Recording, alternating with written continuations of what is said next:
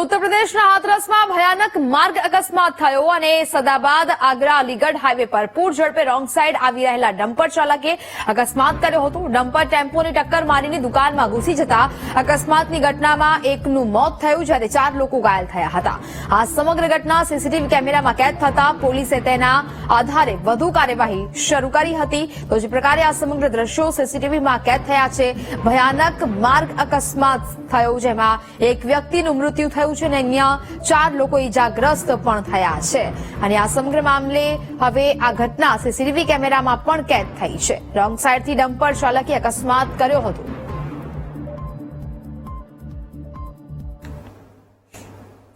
ઉત્તર પ્રદેશના લખીમપુરમાં વીજ અધિકારી સામે યુવકનો આક્રોશ। ખેરી વિસ્તારમાં એસડીઓએ લાંચ લીધી હોવાનો આક્ષેપ છે। વીજ બિલ ઝીરો કરવા લાંચના 60,000 વસૂલ્યાનો આક્ષેપ છે। લાંચ લીધા બાદ વીજળીનું બિલ શૂન્ય નહીં કરાતા વિરોધ કરવામાં આવ્યો। વિરોધ કરવા પેટ્રોલ અને માચિસ સાથે કારની સામે આ યુવક સૂઈ ગયો હતો અને હવે આ સમગ્ર મામલો સામે આવી રહ્યો છે કે જ્યાં આ ઉત્તર પ્રદેશનો આ બનાવ છે। લખીમપુરમાં વીજ અધિકારી સામે આ યુવકે આક્રોશ વ્યક્ત કર્યો। ખેરી વિસ્તારના એસડીઓએ લાંચ લીધી હોવાના આક્ષેપ થયા।